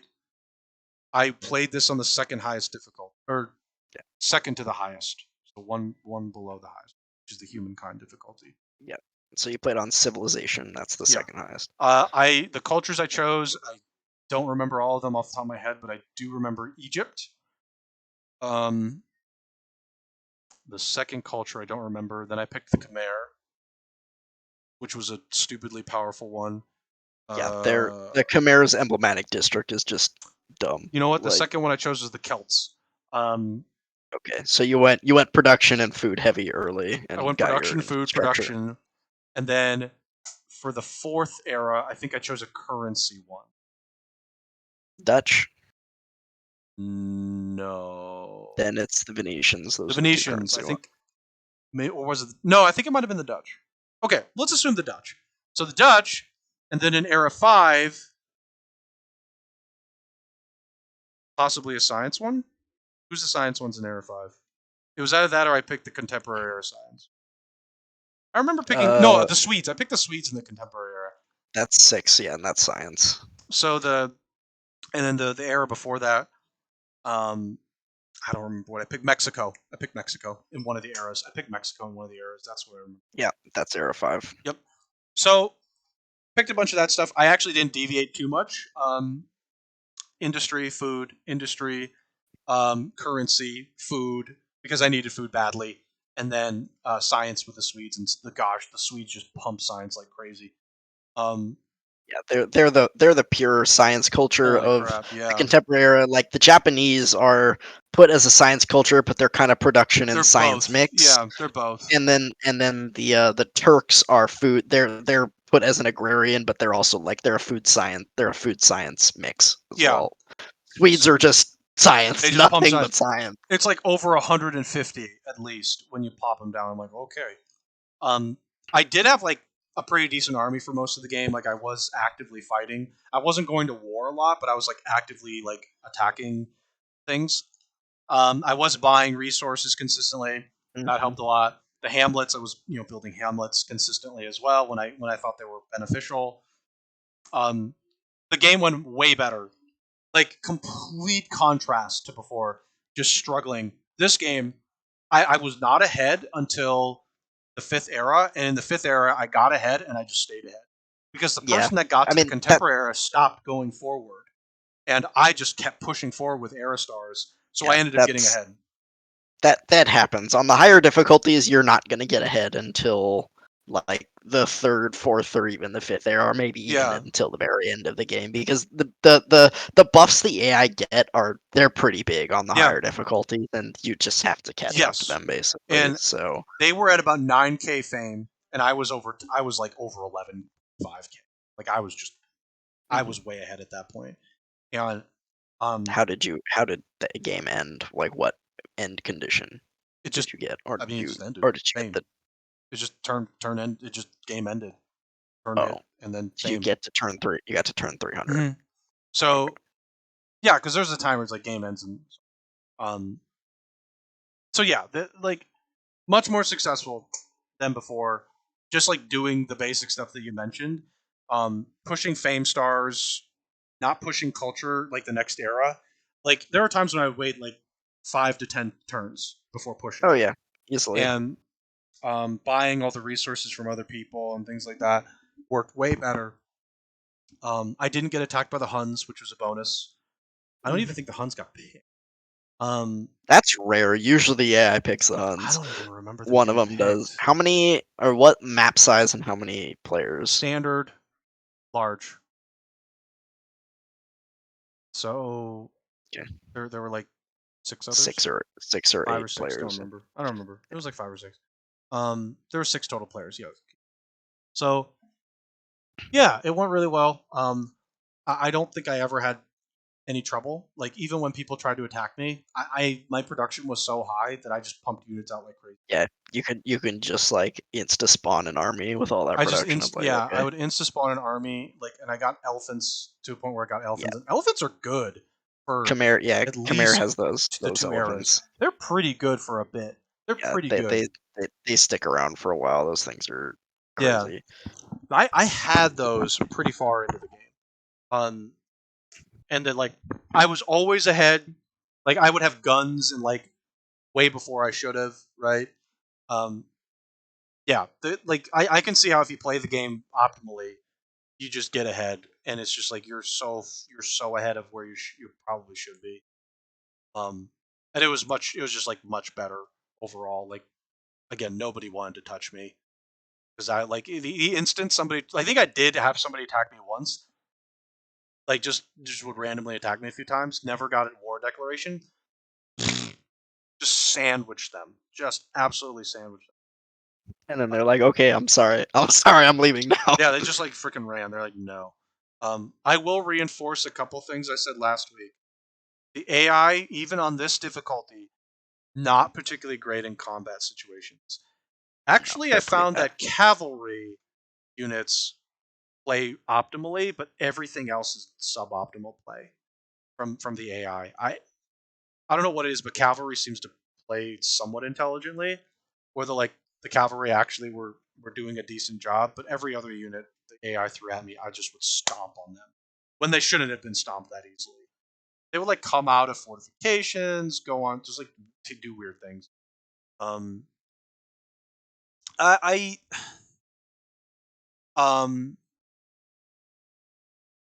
I do think there's like some other stuff that I wanted to talk about. I I I don't understand when I would ever make a C unit. I understand if you want to like map the world, but like if you're on Pangea, obviously that doesn't make sense. But even on continents, like I just feel like harbors in particular, like they're fine. Like they produce a lot of food if you do it the right way, and they produce some like money. And I'm sure some cultures benefit heavily from harbors. I don't Yeah, know. the cultures that have unique harbors, like the Carthage, Mm-hmm. Norse, um, that might actually be it. There might be one other one, but those Yeah. harbors are really good. Like Yeah, those harbors are good. Carthage's unique harbor is really good, as is the Norseman's unique Yeah, harbor I is really imagine good. they are. But if you're not using those, like I don't know, harbors didn't like I would build them for food, basically. Um, yeah, I just like Yeah, I mean, if you're playing see. Pangea, you're not gonna build Yeah, a you're not gonna naval be. unit. It's I'll probably play pointless. continents just to see how it goes with actually building seabound units. Um, Yeah, and turn New World on so that there's actually like a reason to like yeah, when I play continents, I like playing with New World so that there's an uninhabited continent. You can always like go, and if space runs out on your continent, you can always go find you the can new find continent. a new And continent. Yeah, makes sense. That seems like a good one to try. So I'll have to try that for sure then. Um, though you don't necessarily need to actually build a C unit for that, yeah, you don't. you No, you don't. You can just you you just can. you actually have to embark your land units because your Mhm. C units can't land and they can't Yep. claim territory. You're So yeah, you have to do it. You have to embark anyway. Yeah, you do. The Khmer seemed really powerful, like way more powerful than I think they should have been. yeah, their district especially is It's so overpowered powerful. in Holy my crap! opinion. It It gives is. both. It gives like they're a production culture, but their district for some reason gives food as well, and it harvests food at the same time. It doesn't make sense. It's Yeah, like it does. okay, It's really powerful. I felt like that I was way too guess we're powerful. just gonna have this building that harvests food and production for no reason whatsoever. When all the other It's ones usually harvest only one it's so resource. It's like okay, powerful. It's so powerful. Um, I I don't know. It was really powerful. But like I think the game was much better now that I figured out and helped me figure out like what works. It's like it worked a little bit better just figuring that out and figuring out okay, don't push the arrows, wait a little bit, which I think that they should adequately explain in the game. By the way, there I hope it isn't a tutorial like hey, you may not want to push this arrow right now. Sometimes it's beneficial to wait. That should be in a tutorial. That seems like critical information. There's some things that are critical information, and that's one of them. Hamlets are critical information. You just need to know that they exist, like beyond like your unique districts that you get. yeah. Obviously, like but like other than that, I thought the game was like I thought it was definitely much better than my previous experience. Actually, getting attacked by the Huns every time, and I will definitely keep playing it, but probably not like all the time. But like I'll play it once in a while, and I still think the end game ended up just becoming me hitting the end turn timer, Yeah, which is weird. I just kept hitting the end turn timer. I'm like, okay, I know I've won. Let's just move on. yeah. Let's Um, just get this over let's just with. get this over with.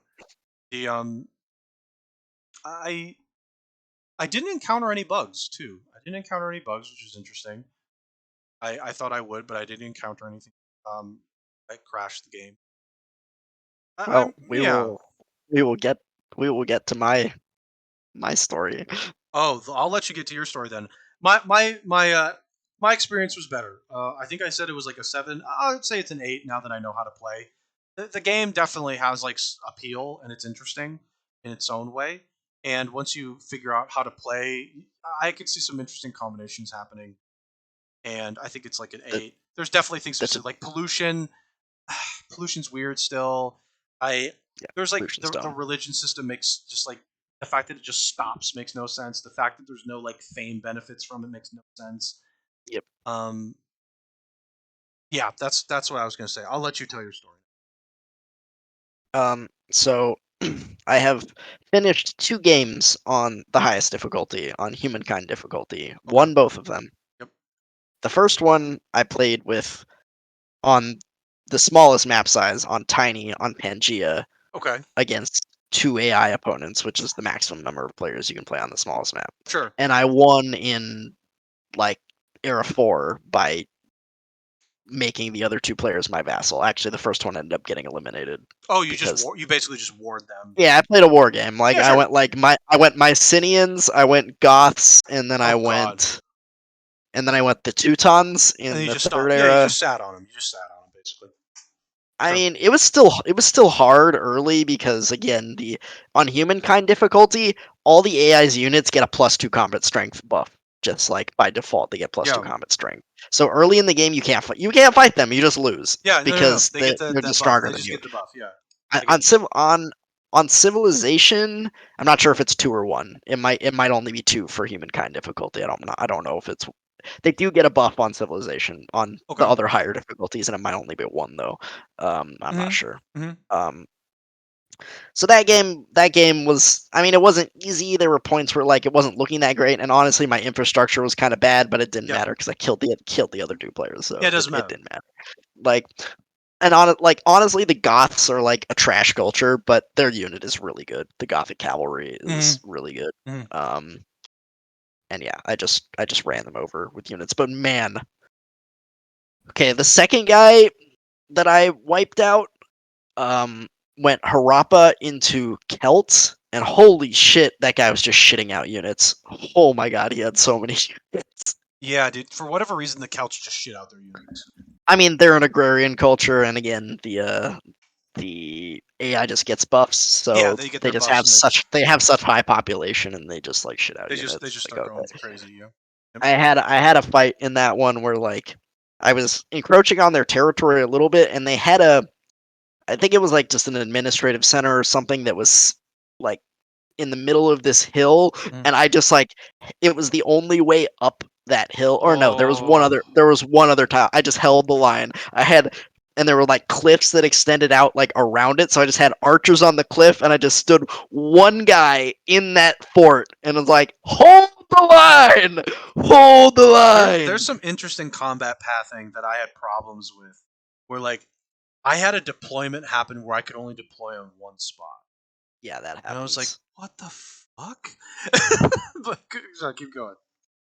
There are like, okay, generally I really like the combat in the game, but if like you did dig deep into the way the combat works and like try to I saw a streamer playing this. His name is Filthy Robot, and he's a very hardcore strategy game player. He likes to be able to like predict everything that happens. Like if I make a decision, how does it affect this, and this? Yeah. And he didn't like Humankind because he couldn't do that. Like the systems to him were too. He was like, "Oh, they're interesting, but like, it just doesn't work at a high level. It's just like if you're trying to play it at a super duper high level, it just doesn't work. Like I can't explain it very well. Obviously, yeah, I'm trying to understand. Like, what couldn't he predict in Humankind that he wanted to? Yeah, with combat, for example, he couldn't predict the deployment. Yeah, it's the deployment and like the battle lines. It's like you never know when you go into a battle. Like yes, you can like hover and see how the map is drawn, but it's like before you do that, you can't predict that exactly. It's like you just never know how the map is going to be drawn and what makes the deployment area what the deployment area is. Like you can't set that. If you're on defense, you can't set where your flag is. Also, the attackers just have a huge advantage for going first. Like going first is crazy good. Attackers first advantage is a problem. I think it kind of is. Like it's a massive advantage. You always want to go if you're not going first, and you're like, let's say it's a stalemate, right? If you're at a stalemate with units, the person that goes first, I'm sure their probability to win is so much higher, just because like you get to like squash a unit first, potentially. Yeah. Keep going. So yeah, again. So yeah, there are things with the combat, like the way the map is drawn and how the deployment area works. That I think it's like it's fine in general, and like casually it's like doesn't matter, but it's like it's one of those things like if you're a very hardcore strategy game player and like you want to be able to play this like quote unquote competitively. It's kind of like I don't know. get that. I get that But actually. I get that. If somebody wants to try and like do some like free analysis onto the combat, I would say yeah, sure. Like it, you should be able to some extent figure out where your camp is going to be. Your little like defense, your flag defense should be. Maybe it's one thing like for 3 squares you yeah get to choose from. But the fact that it's like automatic, casually, I think it's fine. Like I don't care casually. yeah But I could see somebody that's like trying to figure out the tactics, being like, okay, I have no idea where the flag's going to get planted, and I don't exactly know how my deployment's going to.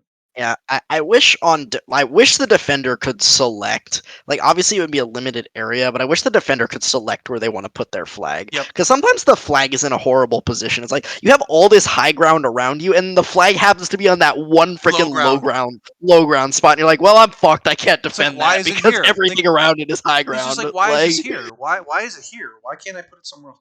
Yeah, it doesn't make a lot of sense for that not to be the case.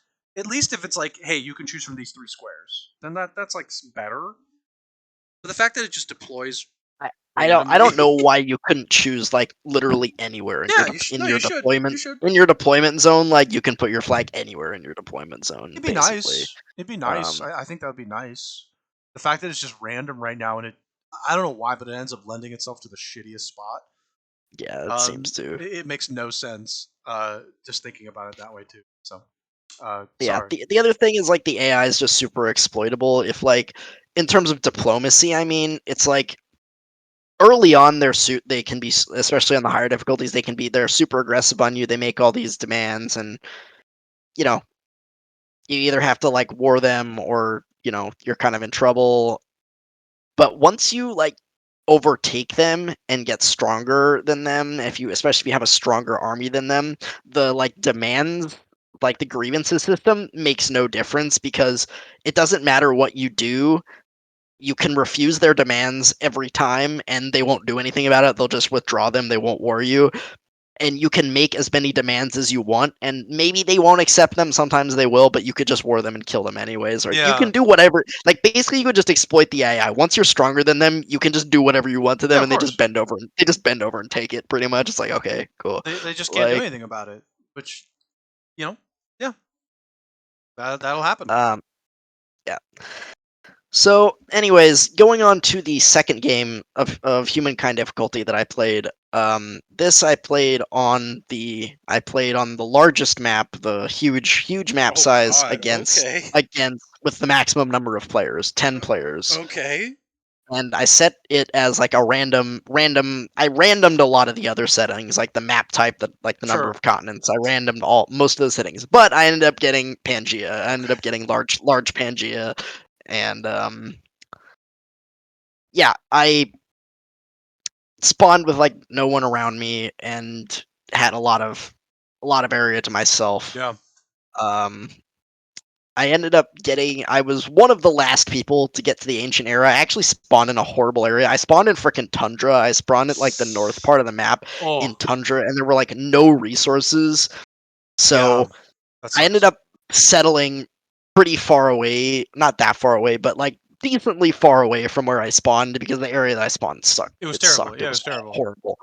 Um, but I ended up getting so yeah, I think there were like 3 cultures left to choose from because when you play with 10 players in the first era, at least all of them are going to be taken by Hmm. someone because there's 10 cultures and there's 10 players. Everyone has to get one. So I think there were like 3 left when I got there. Luckily, the two of them that were left were like, I think it was the Phoenicians, the Assyrians, and the Zhou. I picked the Zhou because it was the Pangaean map. The Phoenicians were worthless on a Pangaean map, and the Assyrians were like the worst. So I'm not gonna pick them.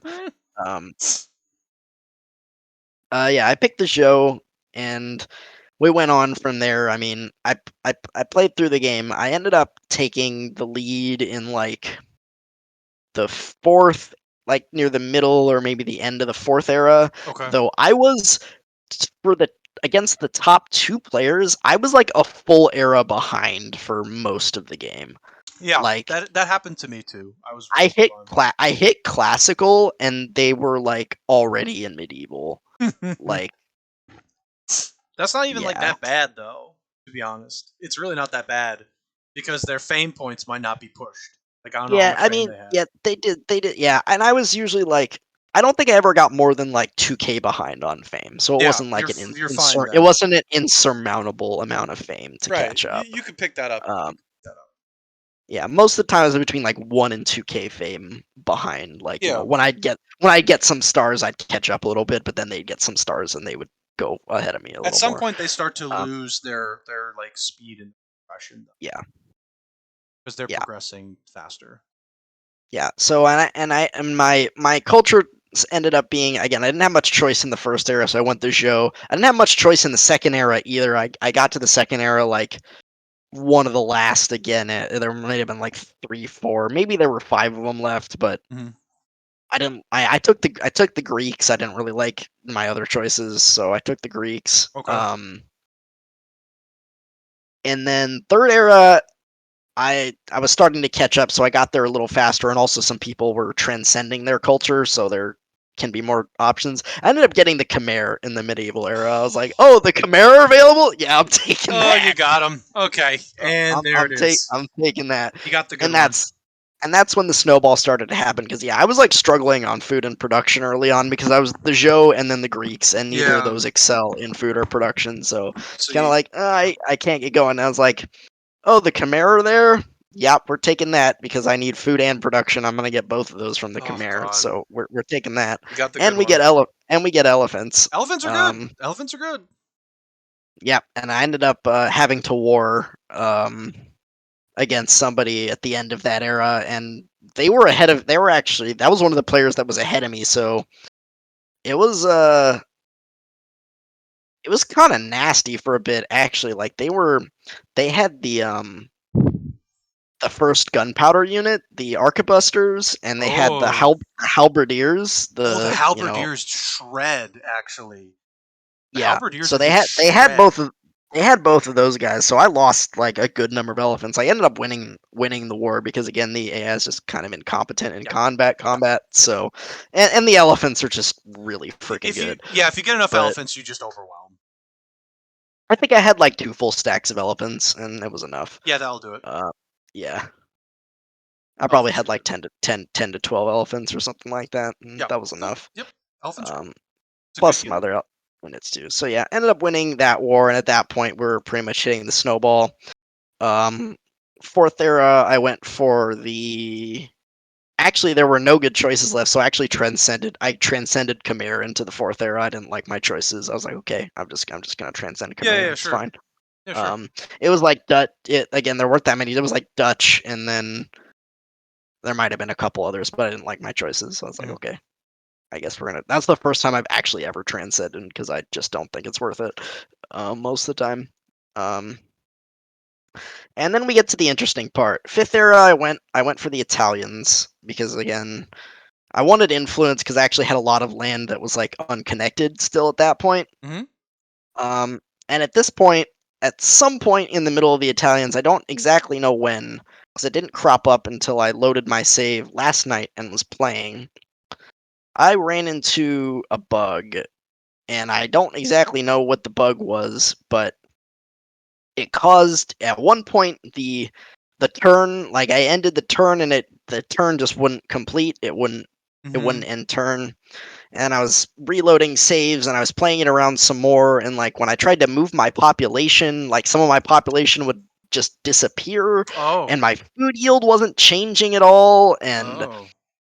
and eventually got to the point after like I had to reload a ton of different times, and then today when I was playing it, like I ended up getting past the block, but my yields got stuck at some point. Like it got to a point, and no matter how much more stuff I built that should have been increasing my yields, I was stuck at like plus 600 something gold, plus 1600 influence, and like it was like 6500 science. And no matter what I did, my yields would no longer go up. My pops didn't go up.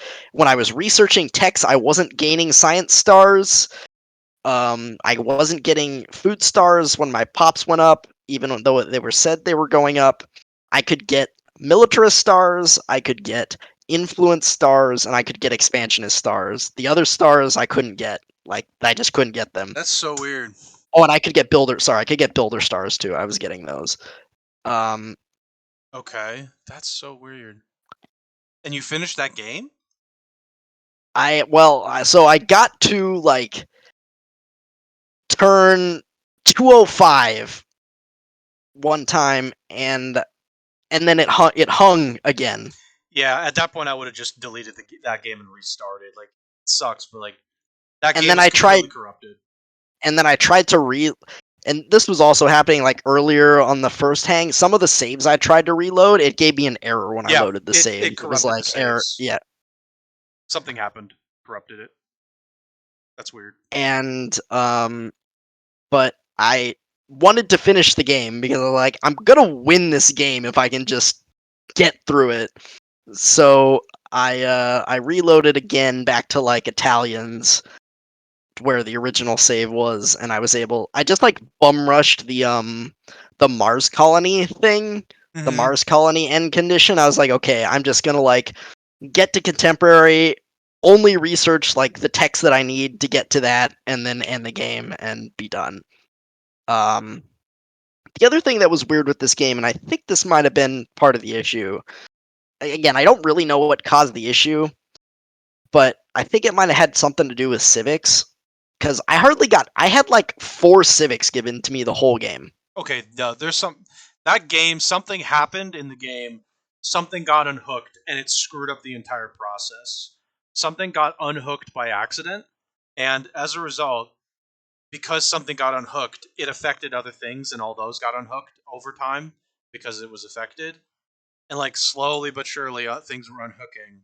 And before long, your game was like, I can't handle all the unhooks. I have to like freak out. Yeah. It just couldn't do it.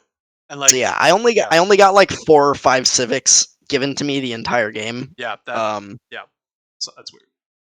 And the second time that I got the turn hang on like 205 when I was like 2 turns, and at that point, actually, on the second time that it hung, I was like 2 turns away from ending the game at that point. Like the Mars colony was going to complete in like 1 or 2 more turns, and I got one of the those event pop-ups for like, okay, when you choose this pop-up, you're making a civics choice, and then like I chose one of them, but the civic didn't go off, and then it hung again. So.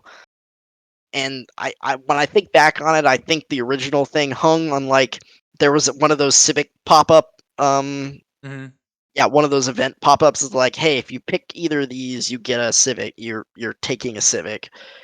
But I picked the one that didn't take the civic, but then the civic still like never showed up in the civics. I think something got unhooked with the civics menu early on, and that's like what happened because it snowballed out of control. And it just untangled the entire game, as you said. That's more than likely what happened. Is one thing got unhooked, and as a result, because that got unhooked, other things that were supposed to fire from it didn't fire properly, so they unhooked because they couldn't figure it out. And like your game slowly unhooked, but was playable, and then it started to hang when it said, "Okay, well, wait a minute. All this stuff was supposed to be hooked, but it's not hooked, so I can't do anything about it." Yeah, that's a game where I would have just bailed. I would have said, okay, something unhooked, not worth reloading. It's obviously some kind of issue with how things were progressing. I would have just bailed. Yeah, I was gonna bail on it, and then I was like, no, you know what? I want to win. I want to finish this game. I want to win the game because there's an achievement. Like, I know this is stupid, but there's an achievement for winning a game on the biggest map against 9 other AIs. I'm like, I'm gonna get my stupid achievement. I'm not gonna restart this stupid game. I see what's going on. He wanted the achievement. Okay. I'm not gonna restart this stupid game because it broke. The thing is, though, like that. You were fortunate to ever finish it.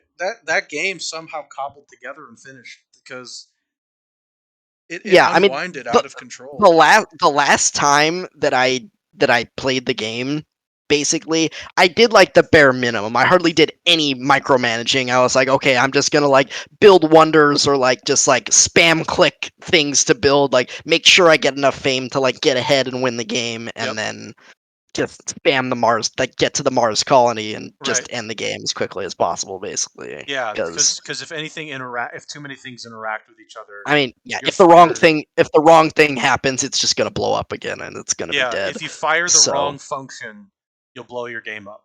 That's basically what's happening. So yeah. you fired just the right functions to make sure that the game didn't explode. Was basically what happened, which is funny. So yeah, that's my story of basically me pretty much losing a save of humankind. Like I finished it, but it was a lot of slamming my head in against the desk and reloading saves and being like, man, what the fuck Yeah, happened again, with the save? I don't. Like, I would have just bailed from it. That's like obviously it wouldn't have actually like corrupted your game. I would hope, but that's the kind of stuff where you're just like, yeah, this isn't gonna fix. This isn't gonna be fixed. There's oh something yeah, underneath here. I knew it was borked. I'm like, because again, the first time that the game hung, which was last night, I tried reloading the save and I got the error. I was like, oh shit, this save's fucked, man. Like, It's fine. there's something, it's done. Yeah. And like, as I said, like nothing in my guilds was going up at all. Like, I researched another like city cap that Mhm. increases your city cap, and my city cap didn't go up. Yep. It stayed at 5. It was like, okay. Yeah. No, something stopped hooking. Yeah, and again, It was fine. I think it was the I think there was something in the civics menu that like was the original screw up, and it held it together through most of the game until some point when it was Yeah. like, nope, okay, Yeah. No, I mean like that's gonna happen. You're gonna when one thing gets unhooked, it like doesn't necessarily rehook unless you figure out where the unhooking happened. It's not gonna rehook. So once it's unhooked, that's it. It's gonna start spiraling. That's how your corrupt saves happen. Something unhooked can't be can't be salvaged. Um, so I'm surprised you actually did salvage it in time to where it actually because that yeah, there's a lot of things that unhooked it that were no longer updating. That's crazy. That's so crazy that it actually finished. yeah, like it should have been a lot faster than that because again, my science froze at 6,500 science a turn, and then I became the Swedes, and I was like, oh, I'm gonna get science, and I couldn't get You any more couldn't get that. science. You couldn't update your science yields. No matter Yeah, what, you couldn't update it. No matter what, it wasn't updating anymore because it got unhooked. So that's crazy. But yeah, that's a game that I think I definitely would have bailed on and be like, okay, well, I guess I'll try again. Um, but but because that's again, like not worth the headache. so yeah, I'm now won 2 games on Humankind difficulty. I'm not sure how much I'll play Humankind difficulty anymore. I think like I enjoy Humankind is doable, but like the early game is kind of painful because you just like can't fight them because they just get all Yeah, they're these just massive stronger than you. buffs and They're it's just just like stronger than you. So annoying. you gotta outsmart it. So I feel like, like Empire, like the next 2 below that, like either Empire or Civilization is like gonna be the sweet spot for me. I don't think I enjoy playing Humankind all that Hmm. much. It's just kind of too It's annoying. And yeah, I can do it, but like if I'm just like having fun with the game, I don't think I would sure, pick I don't think I would pick Humankind sure. difficulty. Like Yeah, it's that makes kind of sense. That makes okay. sense. So okay, let's wind things down here so I can eat dinner, get a quick break, and then Yeah. we got D&D tonight. Um, so the podcast date and time is changing. Next Thursdays could be 4 p.m. Pacific time, might be a little bit earlier than that, depending on how Spoot and I coordinate that. Because we talked about doing a little bit earlier at some point, but we'll recircle around that. Um, next week, Tails on Friday. Hmm. I will be getting that, and I'm playing it on my Series S over here. And I don't know exactly when the game actually will drop. I'm hoping it drops in the morning. That way, I can get everything set up and get going. Like Like probably in like the afternoon at some point, early I afternoon. assume it's actually either gonna be like midnight or it's gonna be like 9 or 10 a.m. Pacific at the latest. Like I can't imagine Oh, it being later than Ghost that. says midnight release. He thinks it's a midnight release. Well, in either Which would case, I probably mean 9 p.m. PST on Thursday. okay. There's a potential I do Thursday then. There is a potential I do Thursday for like an hour or two. It depends on how things turn out that night. But yeah, that's cool. So possibly Thursday night then, but more than likely Friday, just because it's during the day I can more effectively than Thursday night. Things could come up or decide we want to go to bed early. And so that's the plan for next week. And I think, yeah, other than that, just, keep hanging out. It's always nice hanging out. So we'll, Spoon, any final thoughts before we head out? Um, I think that's about it. Otto has his card breaks he's been doing, so tune in for that. Yep, did that If yesterday. That was great. You and Megan were supportive, and Try technically wasn't doing the store break. Try and I coordinated that on our own. But those are fun. If anybody wants to stop by for those, the days will be Tuesday, Thursday, and Saturday. Thursday will be later in the day, obviously, but the plan is for Tuesday and Saturday to start at 4 p.m. Pacific time. Subject to change based on certain events occurring, or if I have other events. Um, Yeah, like I don't think I'll be adding MTG cards to the store anytime reasonably soon. Just because like MTG cards are weird. You kind of like don't just collect them, you play with them. Whereas with Pokemon cards, there are people that just Also, I know we haven't discussed this, nor have I mentioned it to Ghost yet, but I do think it would be a good idea to have Ghost on the podcast for Tales when yeah, we're sure, ready to do an in-depth talk yeah, sure. on Tales, whether it be like when we do the review. Well, Mm, maybe it should just be us for the review, but when we do a big yeah, sure. talk for Tales, either the week after it comes out or maybe the week after that, Yeah, you know, yeah, sure. Why not? have Ghost on it Yeah, if he wants, yeah. obviously. I'm obviously open to that. So we'll coordinate that if Ghost wants to do that. If not, I mean, up to Ghost. So we'll discuss that in the next so when once we actually get the game in our hands and figure out how much time we put into it to properly discuss. We'll figure it out as well. So anyway, thanks everybody who joined, or if you're hanging out in the for Bod Squad, and we'll see you guys next Thursday for the podcast episode, and hopefully we'll see you guys next Friday or Thursday night streams on the podcast. Yep. See you. Night, everybody.